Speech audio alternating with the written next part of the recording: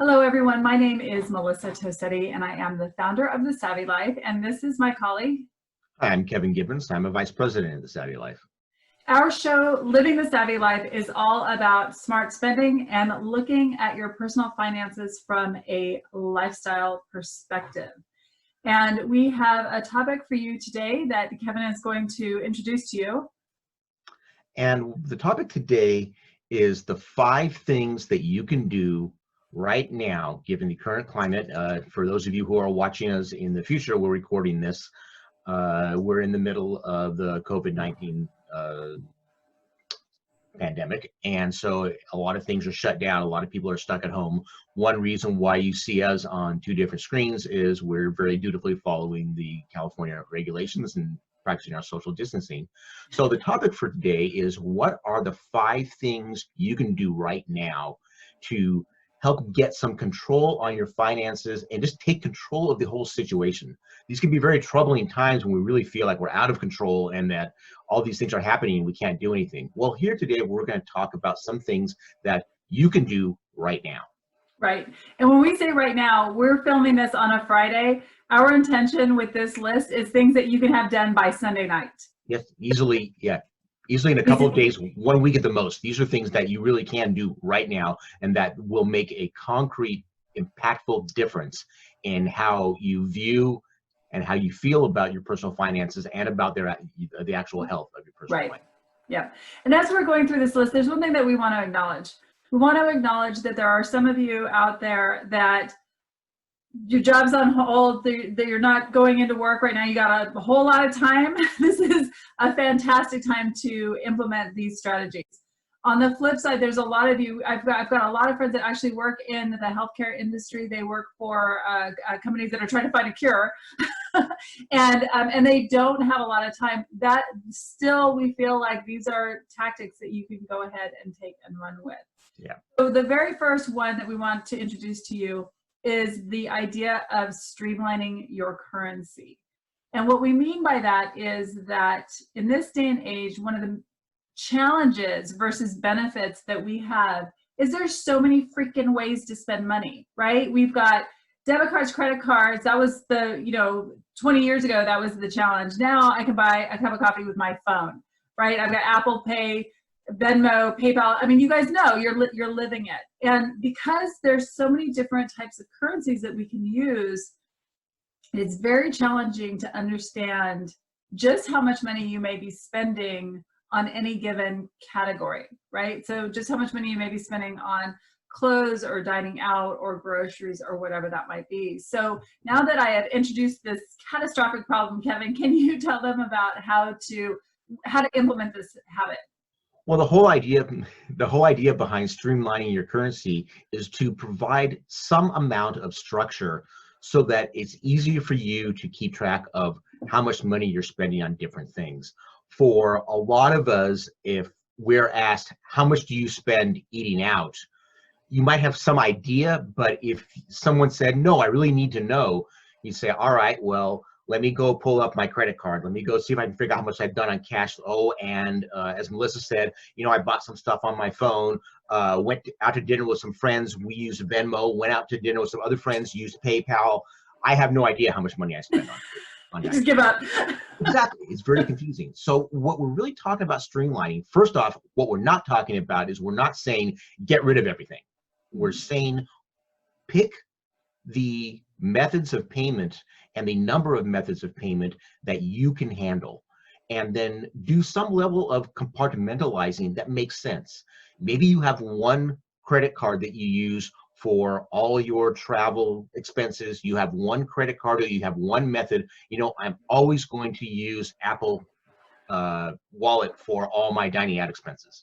All right, I'm always going to use this card for this thing here. So that then it becomes much easier to just look at your statements and say, here's how much I spent on things. One of the problems, there's a lot of budgeting software and money management software out there that will automatically categorize you and tell you, here's how much you're spending on things. they're not very smart. They do they're making a good effort, but they're pretty crude in how they break things up. And if you don't go back in and clean it up and say, oh no, this program says that this expense is this, when really it's this, that doesn't provide a lot of useful information. So all we're talking about with streamlining your currency is to cut down to a manageable level for you, and that's completely dependent upon whoever we're talking about, and do some compartmentalization to make it easier just for you to keep track of how much money you're spending in different areas.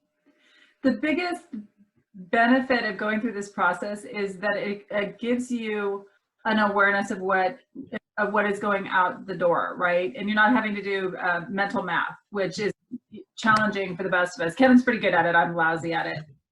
So one of the companies that we are big fans of, it's a company called Money Quotient, and they create a software program for financial advisors. And one of the elements of this program that we have fallen in love with is this idea of, as you go along, one of the ways that you can run this system is you can take all of your bills, right? All of your monthly bills, and you can pay for all of those out of your checking account. And then, as Kevin said, your weekly spending, that usual routine spending, the choices that you're making, maybe you're using a specific credit card for that. And then one of the things that we've been doing more and more with clients is maybe there's a second checking account for all of those bigger intermittent expenses, right? Now, one thing I want to note, we're big fans of a separate savings account for emergency fund and a separate savings for travel. But everything else, maybe you can lump in there, or figure out, maybe there's a couple of extra savings accounts in there. You got to figure out what's gonna work for you. But that idea is, I'm talking about contracting and expanding your savings. You got your flow of money, your literal cash flow. You've got to figure that out on your own. It's one of the things that we do with clients all the time, and every client is different. That's why I'm kind of expanding and contracting, thinking of different clients as we go along that we've worked with. But if you can just simplify, and especially that one card to manage your spending, because that gives you almost immediate feedback in any given week. Woo! We went out a lot last week, or DoorDashed, or whatever it was. Or you're like, man, we were Hermes last week. Maybe we could go to that really nice restaurant that we've been really wanting to go to, but have been cringing at the, what the potential price might be. So it allows you to simplify your currency, or obviously, and then it gives you that awareness that otherwise you might not have, because everything is so diluted using so many different ways of spending. Exactly. And I think the other key aspect of that you touched on is the timeliness of the information. Mm-hmm. If our finances and our currencies are scattered all over the place, the best way for us to get insight is to sit down once a month and take all the bills and take all the statements and rationalize them and figure out where you spent. The problem is that if it's very complicated, you're not going to want to do that on a weekly basis. You're going to say, I'll just do that once a month when I get my statements. If you do it once a month, that's too infrequent to adjust your behavior. If you overspent the second week of the month and you don't realize it until the end of the month, you've already blown your spending plan for the month and you can't recover.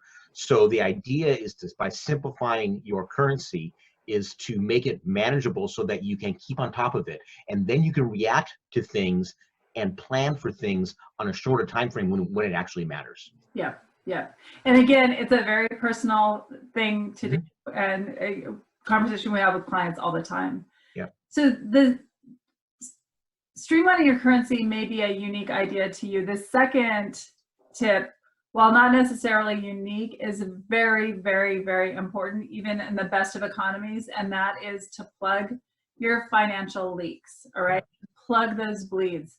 We think that they just kind of happen. All of a sudden, you wake up and you realize that, where did this gym membership come from? Where did this, when did I sign up for Razor Blades of America, or when, whatever it might be. But we make these purchases, we make these decisions, and then after a couple of months, a year or so, we realize, no, we're not using them, or not getting the benefit out of it, or not enjoyment, or whatever that might be.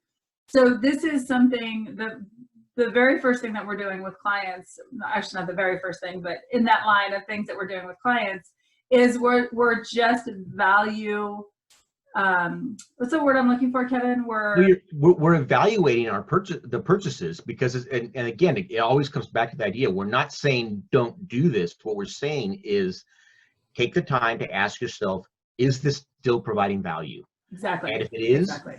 then great, keep paying for it. Yeah. But if it's not, cut it off. And Yeah. before we started this session, Melissa and I were talking about the fact that we actually had a computer service for the Savvy Life that we had determined we don't think we need this anymore, but we're going to keep it for a few months just to make sure. And then we'll kill it after a couple months go by and we're sure we don't need it. And then lo and behold, 6 months had gone by and we were still paying for the thing. Yeah. And we said, well, crap, we should have killed this 4 months ago. Let's kill it now.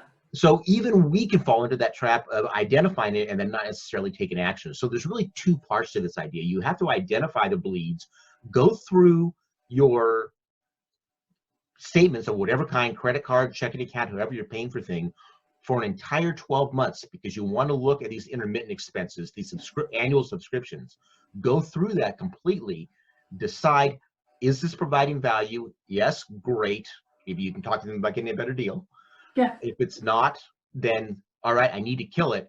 You need to make sure that if you don't pick up the phone or log on to the account right then and kill it right then, you need to put up a very big reminder that says, I'm going to do this in the next 3 days. Because if you wait more than 3 days, it's going to be next year and you're still going to find it on your accounts. Yeah.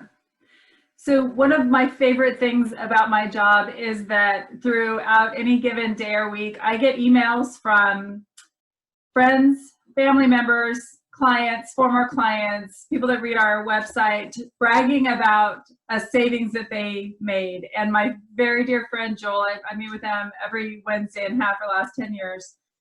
He sent me an email saying, well, working at home, I got plenty of time. He contacted his insurance company and had the insurance company just do a review of their home owner's insurance, auto insurance, and all of that, and ended up being able to save $1,300 a year. So here's my question for you.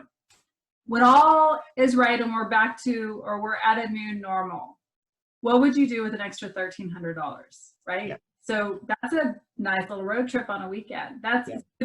Or it's building up an emergency fund, or it's maybe paying down debt, or 50% to emergency fund, 50% to debt, or, I mean, that's like the other best part of our job is that, asking those questions, where do you want that money to go, and looking at the impact of all of that. But, again, I've opened this up talking about how there are a lot of people out there that they're working more now because of everything going on.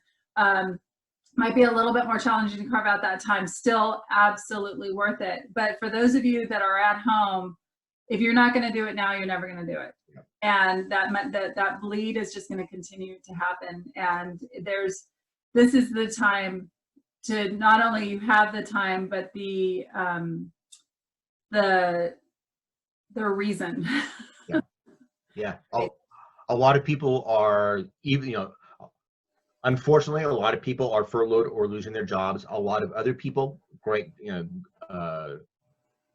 are able to keep their jobs, but a lot of them have had to take pay cuts and such. So it really matters doing this now. It's Melissa said that Joel saved $1,300 a year, so that's about $100 a month. And so if you just had a pay cut to your income, reducing your expenses by $100 a month.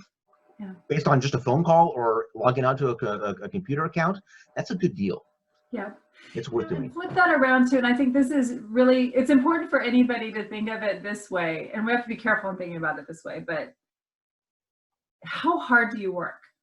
Mm-hmm. How many hours did you have to put in to earn that money that is being bled? And the reason I said I want to be very careful in talking about that is because it's so easy to start thinking that way and get really depressed. Yeah. So I'm not saying that from the perspective of, you got to hold on to every little dollar because you work so hard around it. It's purposefulness. That's all. I feel like we should just put up every YouTube video, just put up the word purposeful, and then we're done. And we're done. Yeah, makes things pretty simple. Yeah, and the other thing is that you couple that with how hard do you work for the money versus how easy is it to take this action to stop this bleeding. It really is make a phone call, go onto a computer, and you know, a lot of people have said a lot of things like, you know, if you never ask for a raise, you'll never get a raise. If you never ask for a reduction in the pay, you'll never in the bill, you'll never get one. It doesn't cost you anything to ask. You know, most people that you're going to be dealing with, it's not like you're taking, you know, their firstborn child or blood out of, you know, money out of their pocket. They're doing their job. They'll go through the protocol and they'll say yes or no. And if it comes back no, it's like, all right, great, I tried, I'll go on to the next one. If they say yes, then great, I just saved myself some money. It doesn't take that much effort. Nope, not at all. You know, what I always say about that last piece about actually picking up the phone and doing it, if they say no, that's great. Be polite. There's no reason to be rude. There is no reason to be rude because the person on the phone is not the one that is there. You don't set the policy. It's policy, exactly. They might not necessarily have the ability to be able to make that change depending on what their rank is, right? So don't be rude, and they got to go to work too, right? Yeah. But you know what? It's likely that if you picked up the phone and called that same company again the next week, you might get somebody that'll say yes. Yeah. You end up getting the exact same person. I want you to go out and buy a lottery ticket. Because I have friends that run call centers and work at or are associated with call centers, and you're checking with the volume of people that work there. So it's, you know, a little bit of perseverance. And I'm not a confrontational person by nature. It makes me very, very uncomfortable. Yep. It's not about confrontation. It's simply about asking. Just ask. You're right as a consumer to ask. Yeah. Okay. I think we've got this one pretty far down. All right, so the next one is one of our favorites, and I can actually say that, and that is to create a spending book. Okay, so we've talked about streamlining currencies, we talked about stopping the bleeds. Let's talk about spending money now, okay? By creating a list or using something like a little blank notebook to help you to organize and clarify what it is that you want to spend your money on is one of the most powerful things that you can do to shift and become, not just become more purposeful, but to bringing into your life the things that you truly want. So a spending book, before I talk about all the benefits of it, let me tell you what it is. A spending book is simply a little blank notebook, or you can use an app, a note-taking app on your phone. I got a lot of messages. Where you're just going to write down the things that you want to buy. This is not your grocery shopping list. It's not nothing like that. It's truly like, hey, I've got this outfit and I really want a particular type of earring to go with it. You're going to write that in your spending book. Books that you want to read. Yes, something that you want to read, a book that you want to read, what that does, actually specifically with the books, I want to jump on that before I forget this. One of the things that comes up again and again and again with clients that are readers is they'll be talking with a friend and the friend will mention a book and they'll go, oh yeah, hey, let me do it. And they'll order it during that conversation because we have that ability now. And then the book will come and they'll put it on top of the 15 other books that they haven't read yet. I confessed about that, I think, recently on about not catching up to all my books. Anyway, that being said, so it's you know what, by putting that book in the spending book first just gives you also a little bit of an incubation time, you know, whether or not that is something that you really want. One of my favorite things to use my spending book for is to write down the experiences that I want to have. I write down, somebody tells me about a new restaurant, I will write it in here, because when I go out to eat and we are talking with I'm talking with my family about where do you want to go, we're hungry. We're not making good decisions. We're not going to remember that our friend said that this new Thai restaurant is absolutely fantastic. We're going to go to the place, you know, one of our favorite places, have a good meal because we're going to a favorite place, but it's not going to be the new experience I really wanted, right? Yeah. Do you want to end on this one, Kevin? Yeah, I think you hit on really two key purposes of the spending books. One is to remember the things that you want to spend money on, because all these things happen. We get flooded with information, bombarded with information, and we can't keep track of it all. So, oh, that sounds really good, and then the next week you have no memory of it. So to actually keep track of that, and the idea of the incubation period, which leads into our next point, is also really, really nice. Just the idea of I can write it in the book, and then it will sit there for a little bit of time, and I can come back and look at that a week or 2 weeks or however long later, and then ask myself, okay, I was really excited about it when I wrote that down there. Am I still excited about it? And that is nice, because that just keeps you from the impulse purchases. And talking about impulse purchases leads really nicely into our next topic, the concept of a gatekeeper. Yeah, so one thing I want to touch on the spending book really quick and come back to just this idea of what living a savvy life is overall. Yes, our business on a day-to-day basis, Kevin and I work one-on-one with individuals and families all over the US to help them to create a spending plan. Where do they want their money to go? And then to help them change their habits around their spending, right? If they do want to streamline their spending or they want to change, make it different. But the fact is that money affects everything. And because of that, it is imperative to look at your personal finances from a lifestyle perspective. And so that's where having that spending book really helps you to understand, again, what do I want my life to look like? And you're just getting that second moment of, does this align with what I've decided that I want my life to look like? Because we're surrounded by websites and retailers that are spending millions of dollars to get us to part with our money. Without some form of this or the topic that we're going to talk about in just a second, we're just going to spend, and we're going to spend without walking in a straight line. And that's why this is so powerful. So, I really, really feel like it continues to be very important to understand that your spend, it affects everything, and you really want to make sure that you are, the best way I can describe it, spending in a straight line towards the life that you really want to live. Yeah. So that being said, do you want to jump into the next topic now that I've had the conversation for a minute? Sure. The next topic is the concept of a gatekeeper, and that kind of relates back to the spending book, because what is a gatekeeper? A gatekeeper is very much like a crossing guard that says, stop. Before you spend on something, check and make sure that you really want to buy it. Now, again, we're not saying don't spend. We're saying stop. Make sure this is something you really want to buy. If you do, then go ahead and buy it. But there are a number of questions that you can ask yourself before you make this purchase to determine if you really want to do that. And especially right now when things are very much in flux, money may be tight, there's a lot of uncertainty. It's really key to ask these questions now, because I think that we have to be even more mindful right now with these uncertain times and uncertain cash flow situations and the economy and the market in general. So go ahead. Yeah, real quick, and that's we're so used to talking about the spending book. I didn't bring it back to the perspective of our situation right now. And so for some of you where it is your income has not been affected by any of this, implement that spending book right now.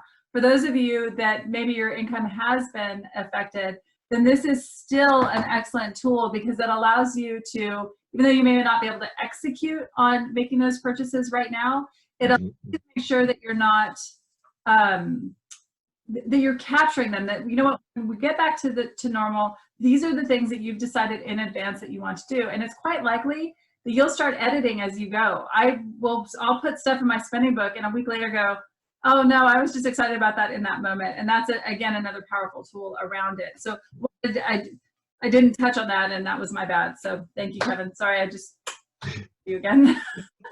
So talking about gatekeepers, there are a number of questions that you can ask. And so we'll go through these in some semblance, not necessarily in terms of priority, but it's a good way to think about them. First question you want to ask yourself is, do I need this?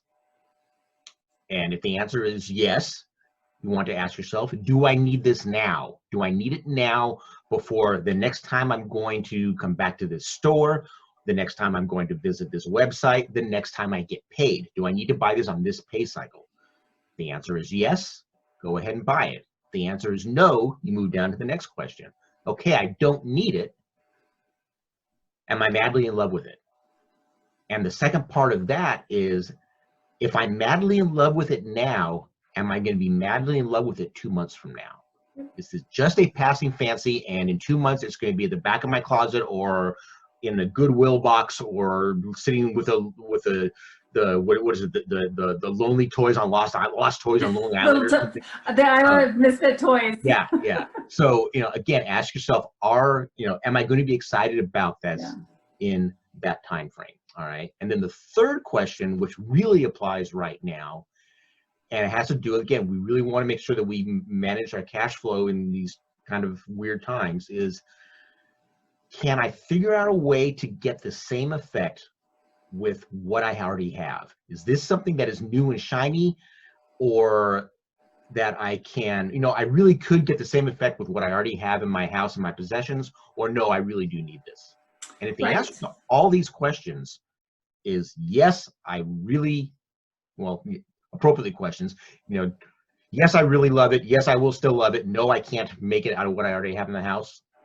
Then that goes into your spending plan and you go ahead and buy it. Right. I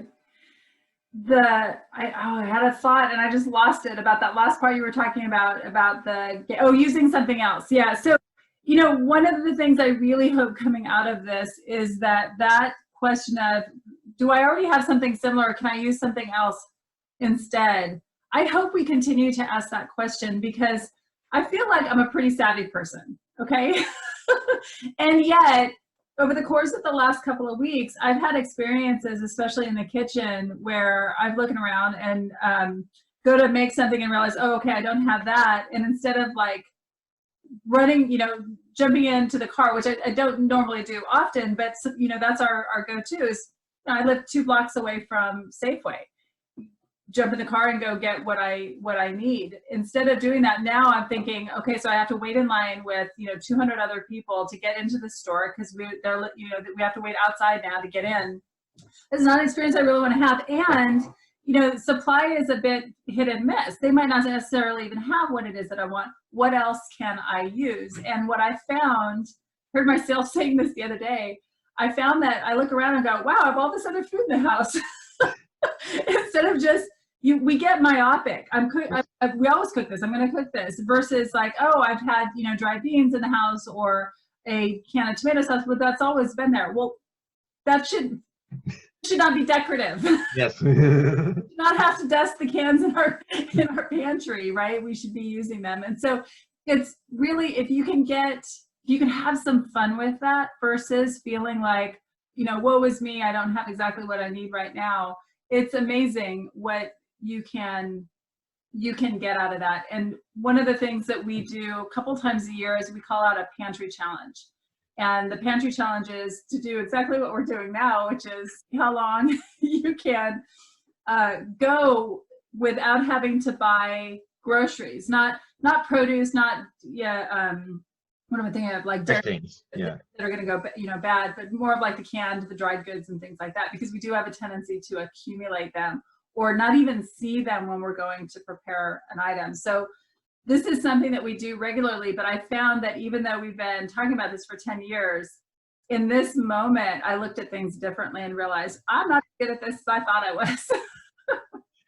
And again, I want to come back to the flip side of this, is that we're not telling you you can't drink coffee, you have to use chicory, or save your tea bags and get 10 pots of tea out of them. We're not saying that. What we are just saying is, just ask yourself, do I really need this? Is there a way that I can get the same effect within reason of using the things that I have in home? We're not asking you to go out and break out the axe and split the wood and build your house with tongue and groove and do all that. We're just, if you want to do that, more power to you. Right. Just stop and ask yourself the question. Yeah, that's it. It's powerful. Yeah. So the last thing that we want to introduce you to is one of the most powerful tools of all of this, and that is to create a spending plan. Okay. Spending plan is simply taking the income that you anticipate you're going to be receiving over the course of the next 12 months, whether that's a paycheck, bonus money, all of that, and then anticipating what your expenses are going to be over the course of the next 12 months, and making that, balancing that out, not just with the bills that you have, but with the things that you want to do, the things that you want to accomplish, right?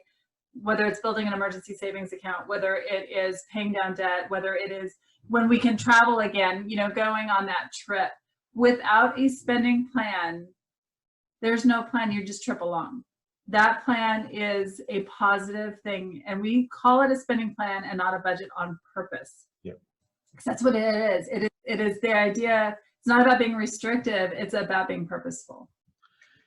And I think that one of the keys about this, and we hear this from people, and we'll counter it right now, is like, oh, there's no way to anticipate all my yearly expenses. Well, you're right. But if you don't anticipate any of them, I can pretty much guarantee that you're going to be worse off than if you are able to anticipate 70% of them. And so we try to capture as many of the expenses that we can think of as we possibly can. Yeah. In some situations, we'll actually do things and we'll create a buffer that says, all right, we know that there are things that are not, that we haven't thought of, or that we know that we want to be spontaneous and we don't want to feel completely constrained where we can't spend money outside of the plan. So we won't create a miscellaneous category, that's dangerous, but we will create a buffer category that these are for things that are not included in these other plans. It's a buffer to give us a little bit more leeway to go do the things, be spontaneous, or handle the unexpected. And we're doing that with clients in Massachusetts right now, creating their adventures, and we're creating, they know some of the adventures that they want to go on, but they will get calls from, they sail, they'll get calls from folks saying, hey, you know, we're down here in, they had friends who were going through the Panama Canal on their sailboat and asked to see if they wanted to fly down and help them maneuver that particular part of the trip. And they're like, yes. And so they jumped down to that stuck with them, that idea of like, I want to have an opportunity for serendipitous adventures. And so that is a category, that is a, hey, we've buffered that out. Now, right now, one of the things that we have been doing, their particular situation, they're not affected by what's going on right now. Folks that we talked to earlier today, clients we talked to earlier today, they are affected by what's going on right now. And so one of the things we did for them is we created a short-term spending plan. We do this a lot with clients in transition, people that are going through a divorce, recently widowed, people that are going into maternity leave. And your situation is, you know, short-term. Yeah. What does life look like for the next 3 months? We know things will be better after that, but what does it look like for the next 3 months? Yeah, and we just lay that out. Yeah. And it's, you know, again, it's a powerful tool, and in my opinion, it is one of the greatest tools to use to live the life you want. It's the plan that helps you to do that. And I feel like it's really important as we say this, though, we are very careful in our conversations when we're talking with clients or we're talking with financial advisors, because we understand how people might think that we are the money police. We understand that they might think that, oh, I'm going to talk to these people and they're going to tell me that I can't spend on, you know, they're going to tell me I can't go to Starbucks anymore. We've never taken anybody's Starbucks or Dunkin' Donuts unless they volunteered and that's something that they realize that they want to do. And we were talking with clients in, can't remember where they were right now. They're in Alabama. It was a very wonderful, very professional family. And one of the things that they really loved about the process is, and how we got them to really get what it is that we do, is I told them, you know, how often we've had bourbon and Botox as categories on spending plans. Again, there's no judgment on our part. It's funny, and that it's the idea of just making sure that we're capturing those things that you really, truly, truly want to do. So that's one of my favorite things to say now is bourbon and Botox, because I love alliteration. It's what's important to you. It's not what we think you should be spending your money on. And I think that's really the key, is that the real purpose of the spending plan is that, I'll say this two ways. One is that it gives you permission to spend, Yes, The other yes. thing, the other thing that it does is it gives you the confidence to spend, is that you can spend this money knowing that you have a plan and that it's okay to spend it on this. And whether what you're spending it on is in the plan, or even if it isn't, you can look at that and say, okay, my plan can tolerate this deviation. Yeah. And here's what the effect is going to be. And if I really want to spend a lot of money, I can look at the plan and I can say, all right, I'm going to spend on this and I'm going to cut back in these areas and I'm going to keep things balanced. Balance it out. Yeah. The whole idea is, you want to have a neutral or slightly positive cash flow. You want to make sure that you are not spending more than you're making. All we do is lay out the guidelines, and with the spending plan, you can see exactly where your money is coming in, where it's going out, so that you can live the life that you want to live. Yeah. The fun thing about, one of the many fun things about what it is that we do and what we've seen over the years is we've had clients that we've worked with that have really, they've come to us at a deficit. And there is more money going out the door than what's coming in, and they've adjusted things and made choices. And then a year later, a couple of years later, they'll come back to do a second round of their spending plan, and all of a sudden it's just like, wow, it's amazing to see the progress that they've made by making those shifts and building that up. So even if it is not necessarily what you want to see right now, there's hope. Yeah. It's just the reality right now. And as Kevin and I always say, right now, that's data. Yep. And it's about making sure that you are analyzing that data and getting rid of what's not working for you. Sometimes you got to make admittedly, sometimes you got to make some initial sacrifices to start to get to that break even point. But it is really amazing how sometimes those sacrifices don't end up feeling like, initially they might feel a little rough, and then you realize, oh yeah, this is really not the stuff that I'm getting the most enjoyment and value out of, right? So, and again, that would be one layer, and then the other layer is the folks that, like the couple that we just recently worked with, they just wanted clarity. They wanted to feel good, right? He wanted to feel good about his trips to Vegas.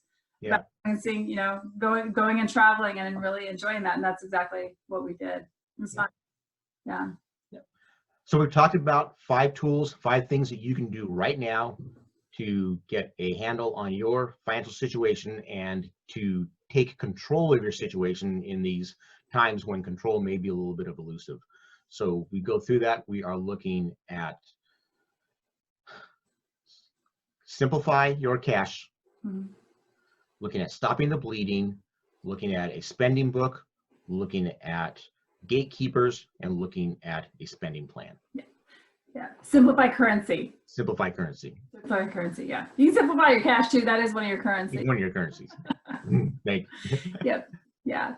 So again, all things that you can jump into and do immediately, right? So again, today's Friday, we're having this conversation. By Sunday, you can have all those things knocked out. I will say though, if you hit that spending plan part and don't know where to begin, give us a call. Mm-hmm. Check our website, thesavvylife.com, and you can learn about how we work with clients. Also check out our website, because we write articles just about every single week, and on all topics related to this idea of living the savvy life.